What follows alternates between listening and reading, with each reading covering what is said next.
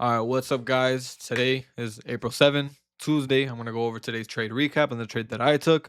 And I'm going to go exactly to what I was looking for with no cuts. And I'm going to get straight into it. So let's move this over here.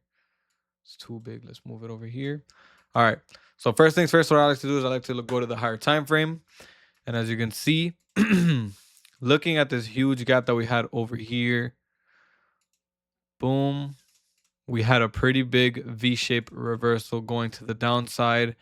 And if we move on over to the 15-minute, you can see we have this huge data wick. You guys know since yesterday's video, I use a data wick as well. Data wicks have been A plus lately, just because of Trump's tweets and whatever he's saying. They're just leaving these big remarks in the market.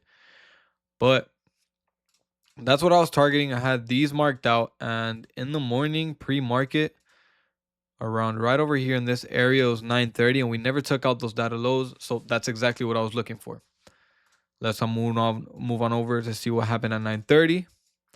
So just to keep it clear, I'm looking for shorts. I like these data lows, and we also have relative equal lows right over here. We have these two lows right here.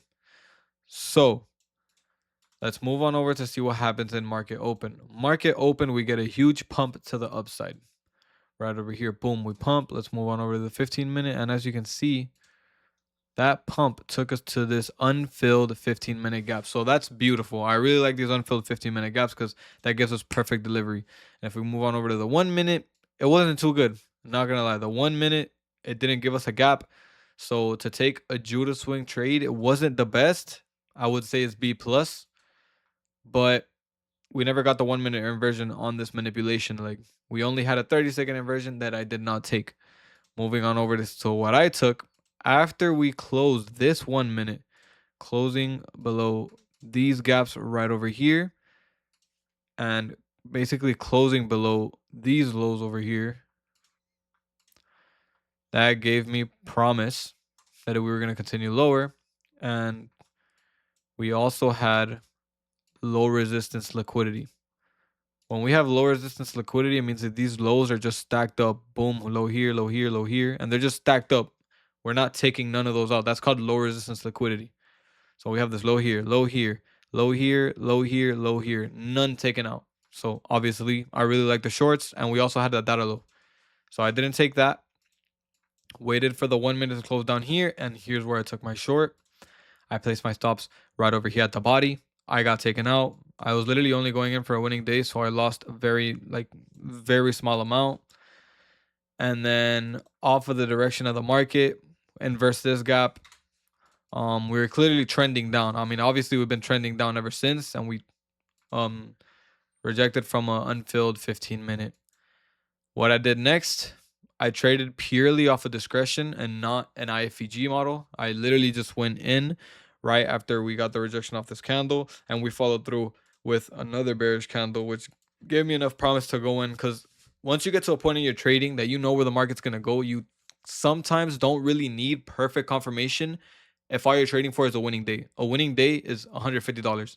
Winning days are needed to be able to take payouts. So that's why I like racking up on days like this, where I know the draw liquidity is perfect, but I don't have the perfect setup. I would still take it.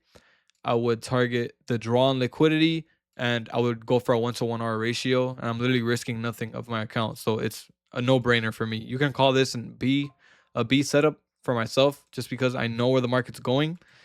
And once I placed it here to the data low, that was cash. I mean, those data lows are always going to get taken out. Data lows and data highs are always going to get taken out. And that's simply what it is.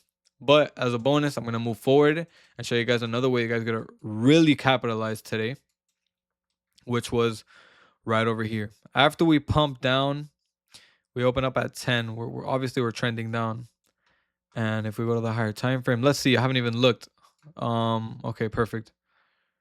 So as you can see, over here we had this 4-hour gap with an intermediate low. And obviously, that would have been a perfect draw on liquidity because it's a huge 4-hour gap, and we have this intermediate low that hasn't been swept yet. So once we move on over to 10, let's see, around 10 this time. Let's see if we can find that wick. All right, there it is. Okay, so we had this huge wick right here inside that 4-hour. And around this time, we never took it out, but we were super close to. What does the market do? Market gets a retracement to the upside, and we respect a 5-minute and a 15-minute gap. You head on over to the 1 minute, right over here, I believe. Yeah, here it is. Right over here, you already get pretty good confirmation that we're going to go to the downside.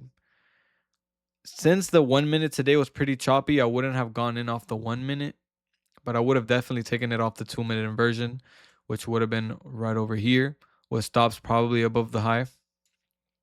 And this was pretty A plus. Why? Because we're trending down, we're bearish, and we have another drawn liquidity that hasn't been filled yet, which is that intermediate low inside the 4-hour gap.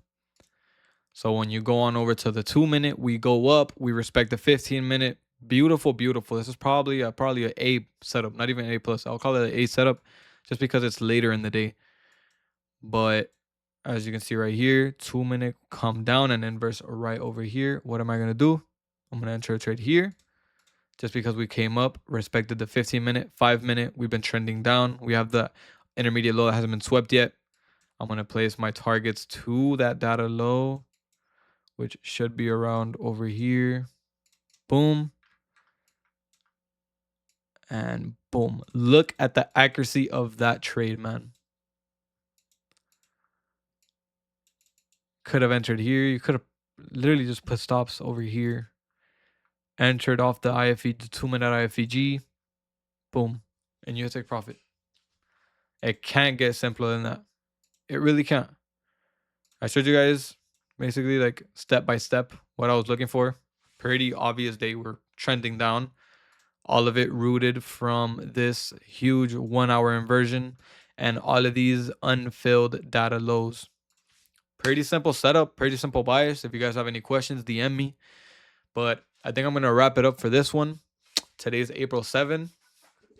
And yeah, pretty easy. I smacked for a 150, which is a winning day on my 5 Top Step accounts. And I did $2,000 on my evaluation. Not a funded yet, but it will be soon. It's 150K advanced. So I'm excited for that. See what I can do with it. But that's about it. I'm going to let you guys go. You guys be safe. Dale.